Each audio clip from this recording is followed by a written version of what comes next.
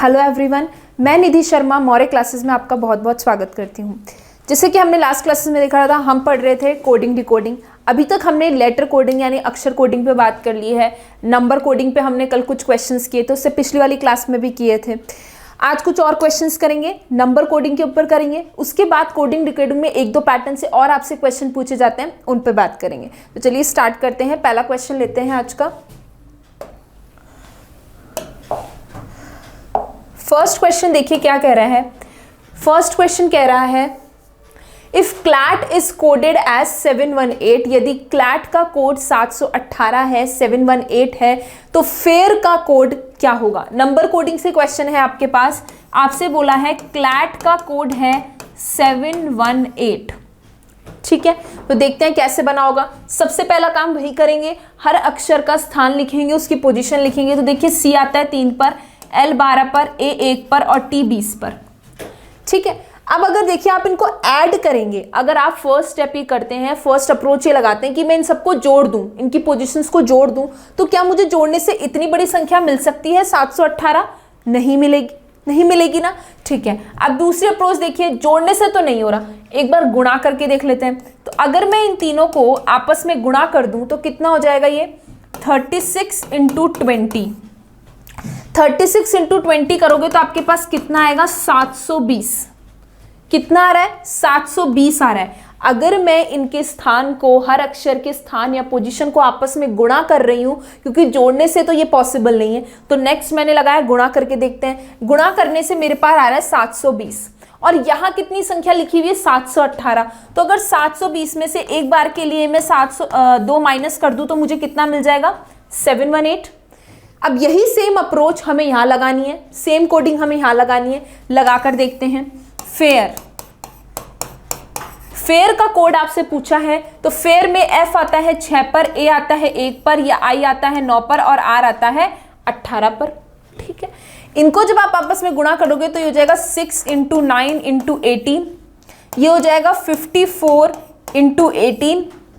कितना आ जाएगा ये आपका आ जाएगा 18 4 जा 72, 7 18 5 जा 90 एंड 972, राइट। अब जब हमने यहाँ पर कोडिंग टेक्निक में 2 माइनस किया था, गुणा करने पर जो हमारे पास टोटल आया था वैल्यू 720, उसमें से 2 माइनस किया था, यहाँ भी करेंगे, क्योंकि हमको क्या करना है, सेम वही टेक्निक लगानी है, सेम वही लॉजिक लगाना है। तो हमारा आंसर कितना आ जाएगा 970। ऑप्शन नंबर बी आपका राइट आंसर है, ठीक है। तो लॉजिक क्या था, पोजीशंस को आपस में गुणा किया और उसके बाद एक कांस्टेंट नंबर हम माइनस कर रहे हैं, 2 माइनस कर रहे हैं, 2 यहां किया, सेम 2 यहां पर कर रहे हैं, ठीक है। चलिए नेक्स्ट क्वेश्चन। अगला क्वेश्चन देखिए। अगला क्वेश्चन हमें कह रहा है if in a certain code language, यदि किसी सांकेतिक भाषा में पेन -10, क्या लिखा हुआ है PEN, पेन, बीच में एक माइनस का साइन है, इज इक्वल टू 0, इसको कोड किया जा सकता है 0 के साथ। तो आपको बताना है उसी भाषा में, उसी कोडिंग टेक्निक में DEN -COB, इसका कोड क्या होगा, ठीक है। तो सबसे पहला काम तो वही करते हैं, इसकी पोजीशंस लिखते हैं। तो देखिए P आता है 16 पर, E आता है 5 पर और N आता है 14 पर। यहां देखते हैं तो T आता है 20 पर, A आता है 1 पर और N आता है 14 पर, ठीक। अब देखिए इनको जरा ऐड कीजिए, 16 + 5 21, 21 और 14, ये कितना आ गया 35। यहां बात करेंगे तो फिर 21 और 14, यहां भी आ गया 35, तो इसकी वैल्यू कितनी आ रही है 0, राइट। तो सिंपली क्या किया गया था, हर अक्षर की पोजीशन लिखी सेम, यहां पर इनकी पोजीशन को जोड़ दिया और इसकी पोजीशंस को, 10 के लिए भी सब पोजीशंस को जोड़ दिया, दोनों में बीच में माइनस का साइन था, 0 आ रहा है, तो कोडिंग निकल गया, 0 कोड आ रहा है। अब सेम यहां लगा के देखते हैं। तो देखिए D आता है 4 पर, E आता है 5 पर और N आता है 14 पर, माइनस C आता है 3 पर, O आता है 15 पर और B आता है 2 पर। यहां जब आप करोगे तो कितना हो जाएगा 4 और 5 9, 14 और 9 कितना आ गया ये 23, और यहां जब आप करोगे तो कितना आ जाएगा 15 और 15 और 3 18, 18 और 2 कितना आ गया 20। तो आपकी वैल्यू कितनी निकल के आ रही है 3। तो DEN माइनस COB इसका कोड कितना निकल के आ रहा है? 3 निकल के आ रहा है, यानी ऑप्शन नंबर बी आपका राइट आंसर है। ठीक है, तो कुछ नहीं था क्वेश्चंस में, सीधा आपको बस एक फॉर्मेट में बनाकर दे दिया कि पेन -10 इसका कोड 0 है और आपसे इसका कोड पूछा था, तो कुछ नहीं किया हमने, हर लेटर की पोजीशंस, इसके लिए पोजीशन ऐड करी, इसके लिए इसकी पोजीशंस ऐड करी और बीच में माइनस का साइन था तो हमें कोड मिल गया इसका 0। सेम लॉजिक हमने यहां लगाया, तुम्हारा आंसर आ रहा है 3। ठीक है, तो इस तरह के क्वेश्चंस भी कई बार एग्जाम में पूछ लिए जाते हैं। नेक्स्ट क्वेश्चन,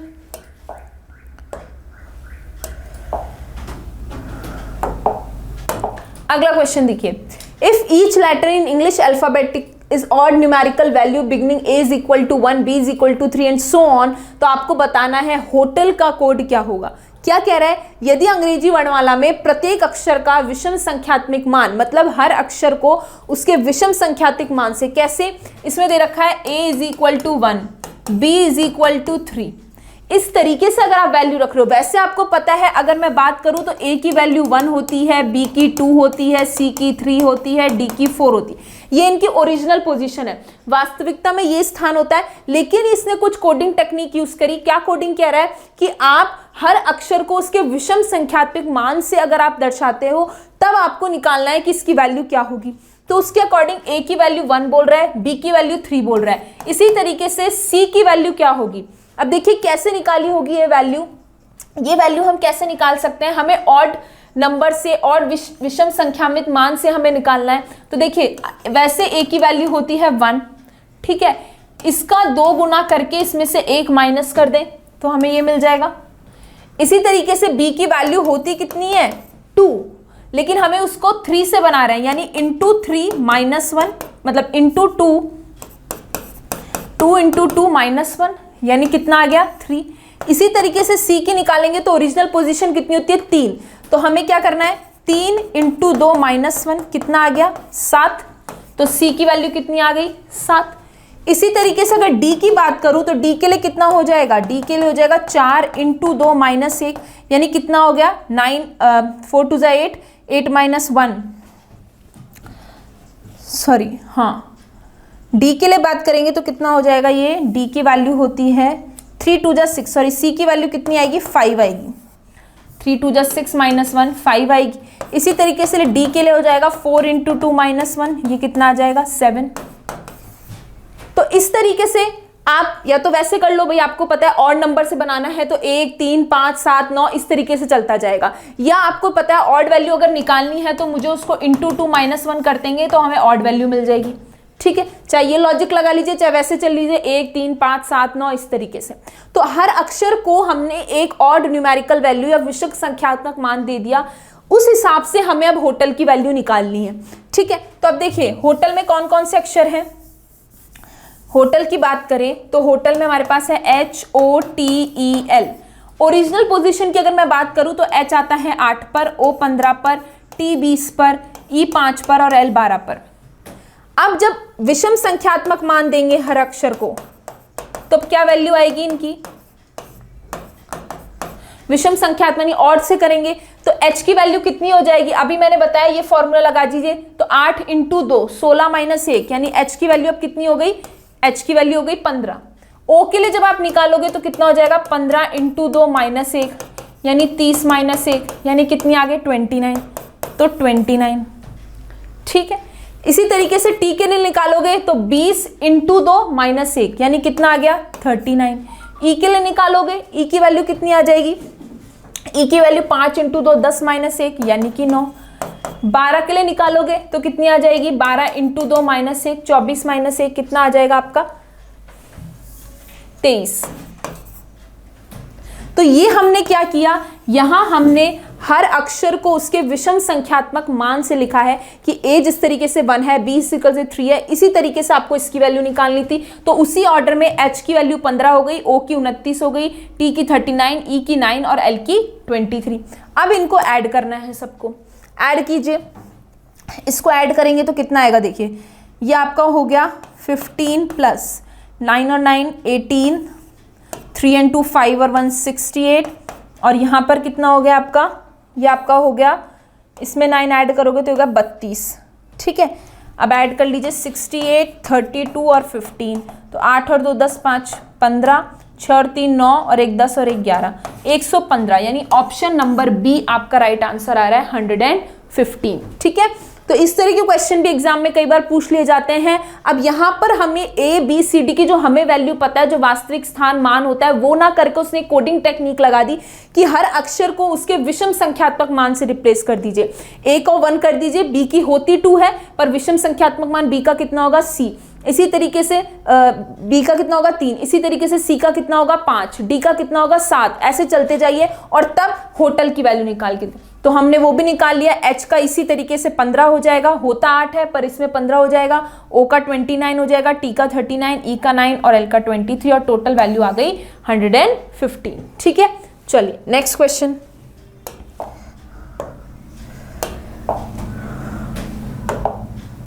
अगला क्वेश्चन देखिए, if win is coded as 18, आपको क्या दे रखा है, विन, विन का कोड दे रखा है आपको 18, एंड एक और वर्ड दे रखा है आपको SIP, उसका कोड दे रखा है 12।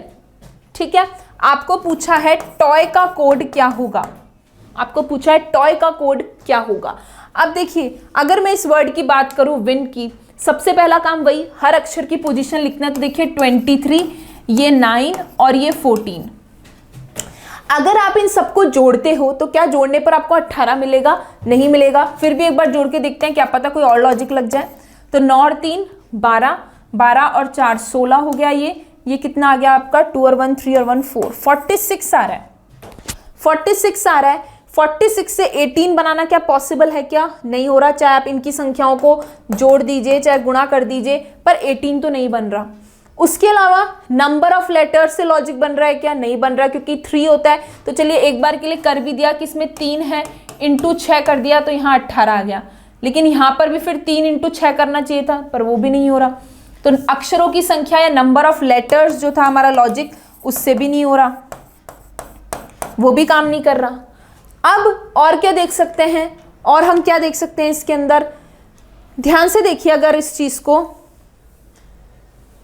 ये जो 18 कोड किया गया है ये कैसे किया गया होगा। देखो, अगर आप इन दोनों की पोजीशंस को जोड़ दो, 23 प्लस 9 कितना आता है आपका, ये आपका आएगा 32, और उसमें से अगर आप इस वाली पोजीशन को माइनस कर दो तो कितना मिल जाएगा आपको, 18 मिल जाएगा। पहले दो अक्षरों की जो स्थान था उनको आपस में जोड़ के तीसरा वाला जो अक्षर यहाँ पे n है उसका स्थान माइनस कर दिया, तो हमें लॉजिक मिल रहा है। एक बार यहां भी लगा कर देखते हैं, S आता है 19 पर, I आता है 9 पर और P आता है 16 पर। ठीक है, इनको जोड़िए अब, 19 प्लस 9 कितना हो गया, ये आपका 28, और इसमें से 16 माइनस करोगे तो आपको 12 मिल रहा है, बिल्कुल मिल रहा है। मतलब ये लॉजिक हमारा काम कर रहा है, ये लॉजिक हमारा बिल्कुल सही है। अब हमें इसी तरीके से टॉय के लिए निकालना है, तो 20 प्लस 15 और माइनस 25 कितना हो गया, ये 35 माइनस 25, यानी कि कितना आ गया, 10 आ गया। आपका option number A right answer है।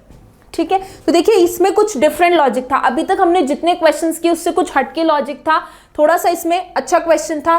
क्या क्वेश्चन था, यहाँ पर हमने पोजीशंस के बीच में किस तरीके से लॉजिक लगाया। सब जैसे अभी तक हम क्वेश्चन कर रहे थे, सबको ऐड कर दिया, सबको मल्टीप्लाई कर दिया, या ऐड करके किसी से डिवाइड कर दिया, ठीक है, या मल्टीप्लाई करके कुछ माइनस कर दिया। लेकिन यहाँ क्या किया, 2 की पोजीशंस को ऐड करके थर्ड वाले में सब्ट्रैक्ट कर दिया। तो 2 लॉजिक एक साथ लगे, एडिशन और सब्ट्रैक्शन। इस तरीके से आपको बहुत चीज़ें सोच के चलनी पड़ेंगी। पहले आप अपना जो नॉर्मल तरीका है कि आपने सबकी पोजीशंस को ऐड करा, वो अप्रोच काम नहीं कर रही, तो अक्षरों की संख्याओं पे आपने देखा वो लॉजिक भी काम नहीं कर रहा, वॉवल कॉन्सोनेंट वाला लॉजिक भी काम नहीं कर रहा। तो इस तरीके से कुछ सोचिए। तो जितने भी पैटर्न के क्वेश्चन बन सकते थे, जितने भी लॉजिक हो सकते थे, अपन ने कोशिश करी कि सारे कवर हो गए। इससे बाहर अब कुछ नहीं जाएगा। जितने लॉजिक हो सकते थे सारे कवर कर लिए, सब तरह के क्वेश्चंस कर लिए। तो अगर आप इनको अच्छे से प्रैक्टिस कर लोगे तो आपको अप्रोच समझ में आ जाएगी कि हमें किस डायरेक्शन में चलना है, कौन सा लॉजिक लगाएं कि हमें आंसर मिल जाए, और किस किस तरीके के लॉजिक हो सकते हैं, एग्जामिनर क्या क्या सोच सकता है, वो सभी हमने कवर कर लिए हैं नंबर कोडिंग के ऊपर। ठीक है, तो चलिए नेक्स्ट क्वेश्चन। चलिए अब हमने लेटर कोडिंग पे बात कर ली, अक्षर कोडिंग पे बात कर ली, नंबर कोडिंग पे बात कर ली। अब कुछ क्वेश्चंस इस तरीके के भी आते हैं, इसको हम कहते हैं सब्स्टिट्यूशनल कोडिंग। सब्स्टिट्यूशनल कोडिंग, या हिंदी में कहते हैं प्रतिस्थापन कोडिंग।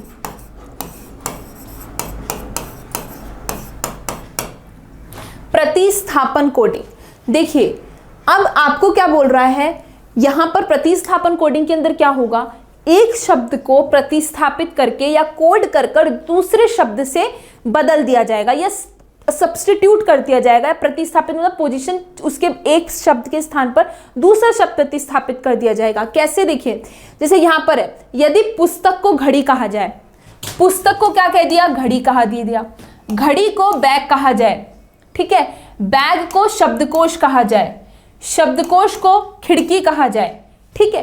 इस तरीके से आपका एक शब्द दूसरे शब्द से, फिर दूसरा शब्द तीसरे शब्द से, तीसरा चौथे से, हर वर्ड एक दूसरे वर्ड से सब्स्टिट्यूट हो रहा है या कोड हो रहा है। कह लो कि जैसे पुस्तक का कोड घड़ी है, घड़ी का कोड बैग है, बैग का कोड शब्दकोश है, शब्दकोश का कोड खिड़की है।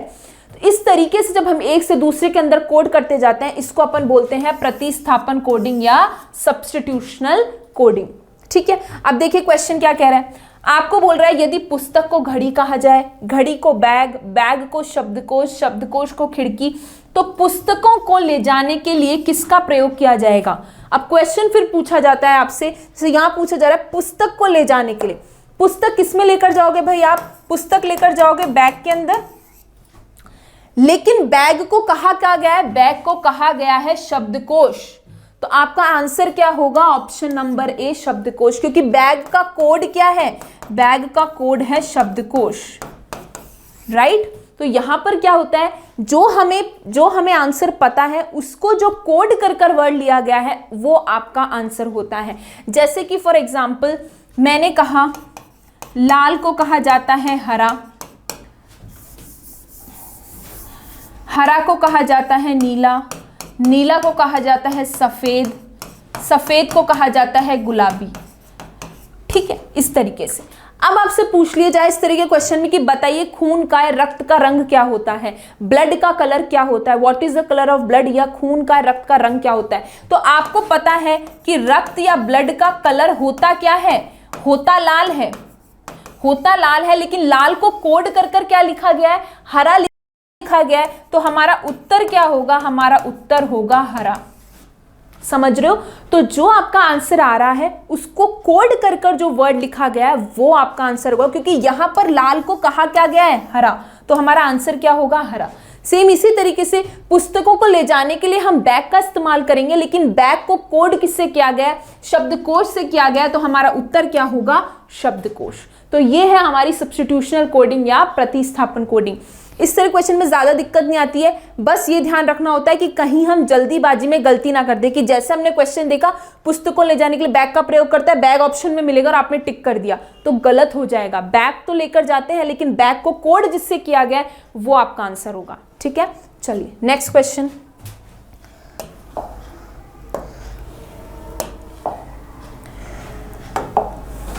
अगला क्वेश्चन देखिए, if sky is called ocean, ocean is called fire, fire is called water, water is called air, air is called well and well is called tea, then where do fish live. यदि आकाश को समुद्र, समुद्र को अग्नि, अग्नि को जल, जल को वायु, वायु को कुआं, कुआं को पेड़ कहा जाए तो मछलियां कहाँ रहती हैं।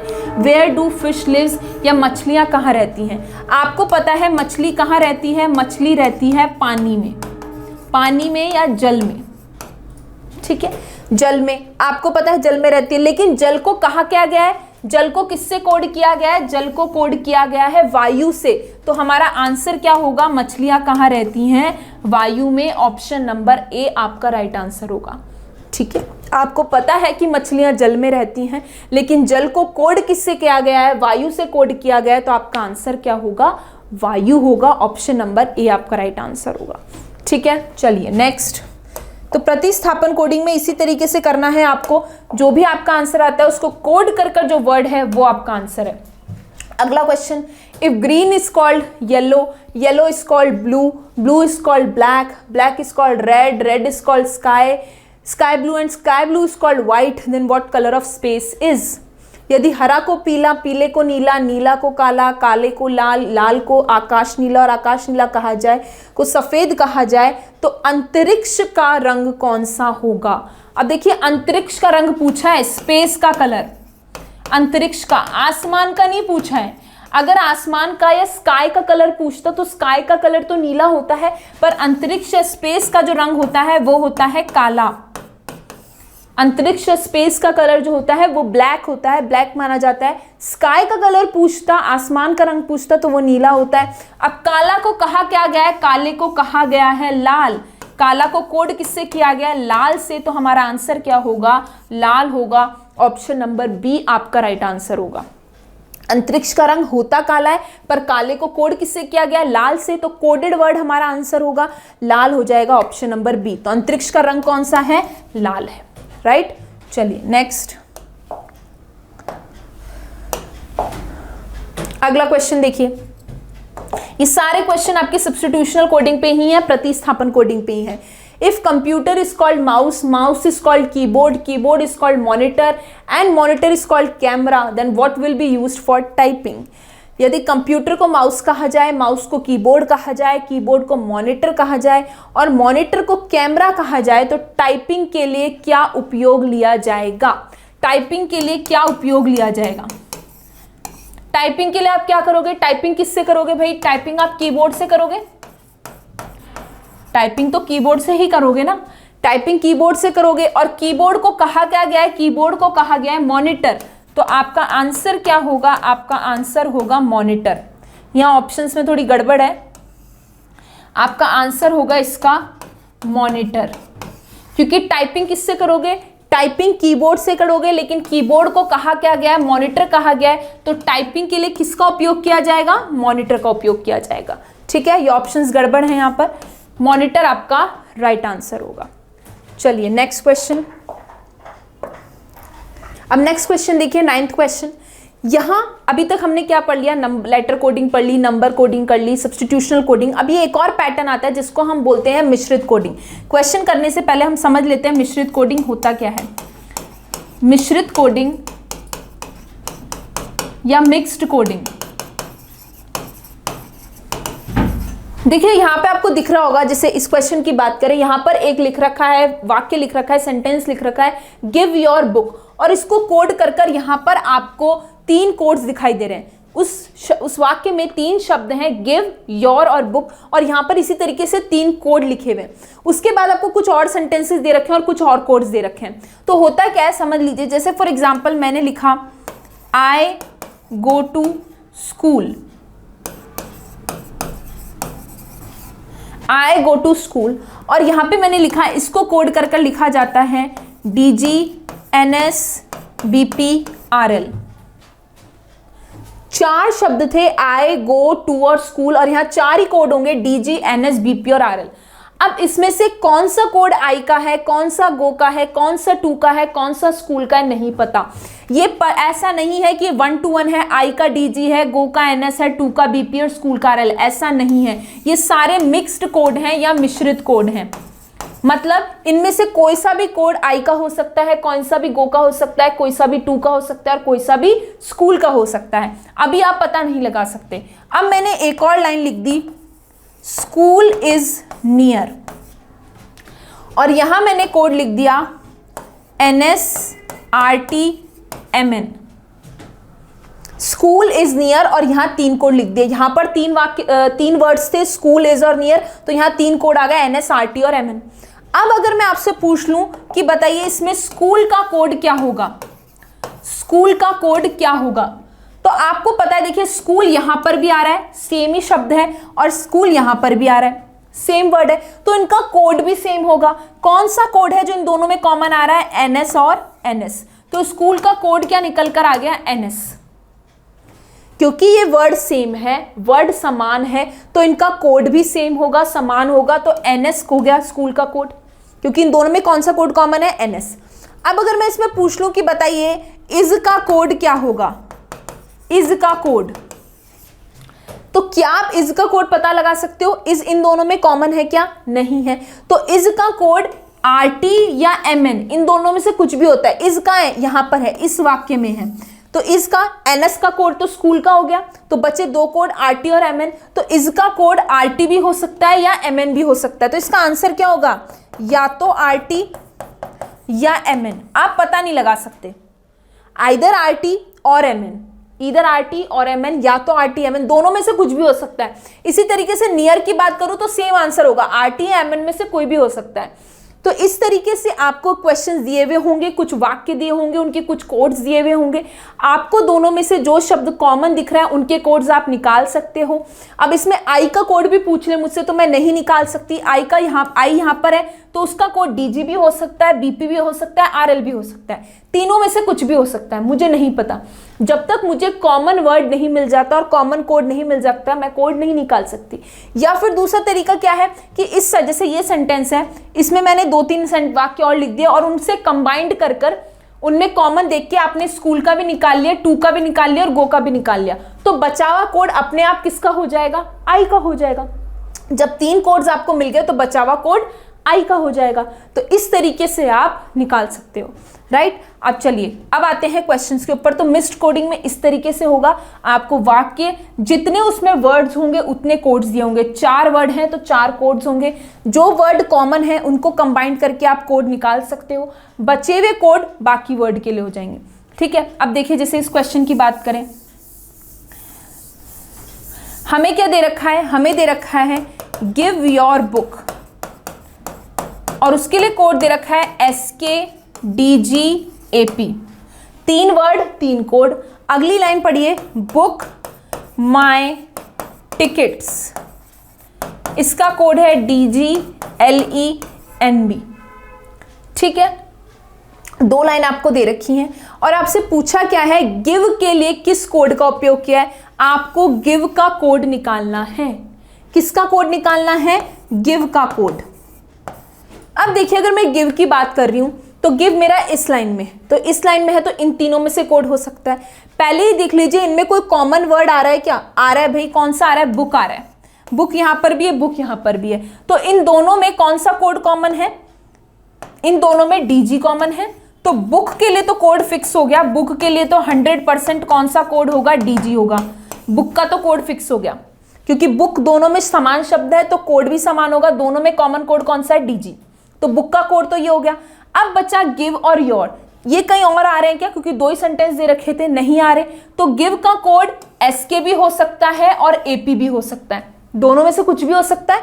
तो गिव की अगर मैं बात करूं तो इसका आंसर क्या होगा, या तो एसके या एपी, या तो एसके या एपी, यानी ऑप्शन नंबर सी आपका राइट आंसर है। अपनी मर्जी से हम कोड डिसाइड नहीं कर सकते कि एसके होगा या एपी होगा, क्योंकि मिश्रित कोडिंग है, क्योंकि योर का कोड नहीं पता।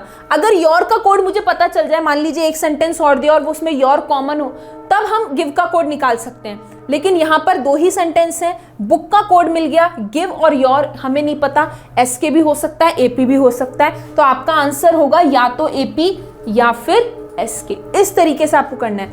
अब देखिए अगर इसमें मुझसे पूछ लिया जाए इसी क्वेश्चन में कि माई का कोड क्या होगा, माई का कोड, माई का है ये रहा, डीजी तो चला गया किसके लिए, बुक के लिए। अब बचा एलई और एनबी, तो माई का कोड क्या होगा, या तो एलई या एनबी, आइदर एलई और एनबी, ठीक है, आइदर एलई और एनबी, क्योंकि हमें नहीं पता, इन दोनों में से कुछ भी हो सकता है, ठीक है। अब सपोज कीजिए इसी क्वेश्चन में अगर मैं थोड़ा सा चेंज कर दूं, ये तो क्लियर हो गया, इसका आंसर ऑप्शन नंबर सी है।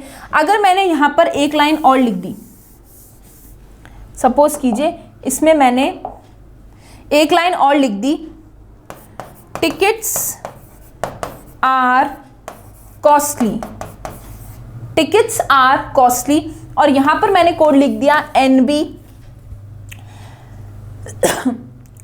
TROP। और अब अगर मैं आपसे पूछूं कि माई का कोड आ गया, ये चेंज करने के बाद अब अगर मैं आपसे पूछूं कि माई का कोड क्या होगा, तो देखिए बुक का कोड तो डीजी हो गया। अब इसमें और इसमें टिकट कॉमन है, तो इसमें एक और वर्ड कॉमन आ गया एनबी, यानी टिकट का कोड क्या निकल कर आ गया, एनबी। बुक का कोड हम पहले ही निकाल चुके थे, डीजी। अब अगर माई का कोड पूछे तो माई का कोड ऑटोमेटिकली क्या हो जाएगा, एलई हो जाएगा, क्योंकि डीजी तो बुक के लिए चला गया, टिकट्स एनबी के लिए चला गया। तो अब अगर पूछे तो इसमें कोड क्या हो जाएगा, एलई हो जाएगा, ठीक है, तो इस तरीके से आपको मिश्रित कोडिंग के क्वेश्चंस करने हैं अटेम्प्ट। चलिए नेक्स्ट क्वेश्चन देखिए, अगला क्वेश्चन उसी पे आधारित है, मिश्रित कोडिंग पे। एक निश्चित कूट भाषा में, अब यहाँ नंबर्स लिख दिए, यहाँ अंक लिख दिए, आपको बोल रहा है 389, इसका अर्थ है रन वेरी फास्ट। आगे आपको दे रखा है 964, प्रोसीजर सेम है, चाहे नंबर लिखे हो चाहे वर्ड्स लिखे हो, इसका अर्थ है कम बैक फास्ट। फिर आपको दे रखा है 487, इसका अर्थ है रन एंड कम। तो आपको बताना है कम का कूट क्या होगा, कम का कोड आपको निकालना है। किसका कोड निकालना है? कम का। अब देखिए कम यहां भी आ रहा है और कम यहां भी आ रहा है, दोनों जगह कम कॉमन आ रहा है, तो इन दोनों में कौन सा नंबर कॉमन है? भाई ये कम दोनों में कॉमन है, तो इन दोनों में कौन सा कोड कॉमन है? 4 और 4। तो कम का कोड कितना हो गया? कम का कोड हो गया 4। आंसर क्या हो गया? ऑप्शन नंबर सी।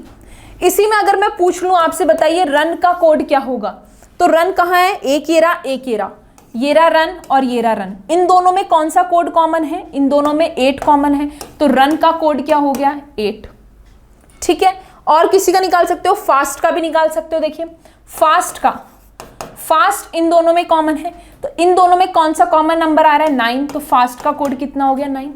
अब देखिए इसमें जो रन है उसके लिए कोड कौन सा चला गया? 8, फास्ट के लिए कौन सा चला गया? 9, तो वेरी के लिए अपने आप ही कौन सा कोड हो जाएगा? बचावा कोड हो जाएगा 3। भाई रन के लिए हमने निकाल लिया कोड 8 है, फास्ट के लिए इन दोनों से निकाल लिया 9 है, तो अब बचा यहाँ पर क्या? रन, और यहाँ पर क्या बची संख्या? बचा वेरी, और यहाँ पे कौन सी संख्या बची? 3, तो वेरी का कोड अपने आप ही कितना आ गया? 3, बचा हुआ कोड, क्योंकि 2 तो मिल चुके हैं तो एक बचे हुए का हो जाएगा ऑटोमेटिकली। 3 ही तो कोड है, 3 ही वर्ड है, 2 का हम निकाल चुके हैं, तो बचे हुए का कौन सा हो जाएगी? बची हुई संख्या 3। तो इस तरीके से आपको क्वेश्चन करना है। चलिए नेक्स्ट क्वेश्चन देखिए।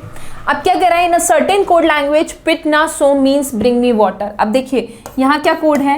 पिट ना सो, इसका क्या कोड दे रखा है? Bring me water. अगला देखिए, अगले कोड्स हैं NA जो TOD, इसका मीनिंग आपको क्या दे रखा है? Water is fire. अगला देखिए TUB टब OD PIT, इस कोडिंग के लिए क्या दे रखा है आपको? Give me toy. और लास्ट में आपको दे रखा है जो लिन कोट, और इसका अर्थ दे रखा है लाइफ एंड डेथ। तो आपको बताना है इज का कोड क्या होगा। आपसे क्या पूछा है? इज का कोड क्या होगा। अब इज का है, देखिए इज ये रहा, इज कहीं और कॉमन है क्या? इज कहीं और कॉमन है? नहीं है, लेकिन इसमें 2 वर्ड हैं, एक है वाटर और एक है फायर। ये कॉमन है क्या? वाटर का कोड में निकाल सकती हूँ, ये रहा वाटर और ये रहा वाटर, ये दोनों में वर्ड कॉमन है, और इन दोनों में कौन सा कोड कॉमन आ रहा है? ना, यानी वाटर का कोड तो क्या हो गया? ना। वाटर का कोड तो क्या हो गया? ना। अब देखिए यहां पर हमारे पास ये 2 वर्ड, एक सेकेंड इसको चेंज कीजिए, गिव मी टॉय जो लिन कोट, इसके और इसके अंदर ये आपका होगा फायर एंड डेथ, ये आपका होगा फायर एंड डेथ। ठीक है, ये आपका है फायर एंड डेथ। अब देखिए फायर का कोड मैं निकाल सकती हूँ, फायर यहां पर भी और फायर यहां पर भी है, तो इसके लिए क्या आ गया हमारे पास? जो। तो फायर का कोड क्या निकल कर आ गया? जो। अब बचा इज, तो इज के लिए ऑटोमेटिकली कोड कौन सा हो जाएगा? इज के लिए कोड हो जाएगा TOD टॉट, यानी कि ऑप्शन नंबर सी आपका राइट आंसर हो जाएगा। अब देखिए एक तरीका तो ये, हमने क्या किया? वाटर का कोड निकाला पहले, फिर फायर का कोड निकाला, फिर जो बचा हुआ कोड था वो इज का निकाला। एक शॉर्ट ट्रिक क्या है इसकी? देखिए आपको इज का कोड पूछा था और इज कहीं और रिपीट नहीं हो रहा, यानी कि इसका कोड भी ऐसा होगा जो कहीं रिपीट नहीं हो रहा। अब देखिए ना रिपीट हो रहा है, ये रहा JO जो भी रिपीट हो रहा है, TOD कहीं और रिपीट नहीं हो रहा, तो ऑटोमेटिकली इज का कोड क्या हो जाएगा? TOD। तो आपको वाटर और फायर का कोड निकालने की जरूरत नहीं है। अगर हम सिस्टमैटिक तरीके से चलें तो पहले हम वाटर का निकालेंगे, फिर फायर का निकालेंगे, तो बचा हुआ इज का हो जाएगा, क्योंकि वाटर और फायर दोनों कॉमन शब्द हैं, ठीक है। लेकिन हमें क्वेश्चन एग्जाम में जल्दी करना है, हमें शॉर्ट ट्रिक लगानी है, तो उसका तरीका क्या है, इज का पूछा है, इज कहीं और रिपीट नहीं हो रहा, तो इसका कोड भी ऐसा होगा जो कहीं रिपीट नहीं होगा। तो ऐसा कौन सा कोड है, देखिए ना आपको कॉमन दिख रहा है, जो भी आपको दो जगह कॉमन दिख रहा है, ये कोड कहीं रिपीट नहीं हो रहा, तो ऑटोमेटिकली इसका कोड हो जाएगा टीओडी। तो ये शॉर्ट तरीका है कि आप क्वेश्चन ने देखा फटाफट, जो वर्ड कहीं रिपीट नहीं हो रहा, अनकॉमन वर्ड है, तो उसका कोड भी कहीं रिपीट नहीं होगा, तो वो ऑटोमेटिकली उसका कोड हो जाएगा। तो ये क्वेश्चंस को आप इस तरीके से जल्दी कर सकते हैं। तो इस तरीके से कोडिंग डिकोडिंग में जितने पैटर्न के क्वेश्चंस हो सकते थे अपन ने कवर कर लिए। Letter coding, number coding, substitutional coding से पहले जो क्या इस तरीके मिश्रित कोडिंग, ये 4-5 पैटर्न है जो आपसे पूछे जाते हैं, जो अपन ने सभी कवर कर लिए हैं। तो आज के लिए इतना ही। Thank you so much.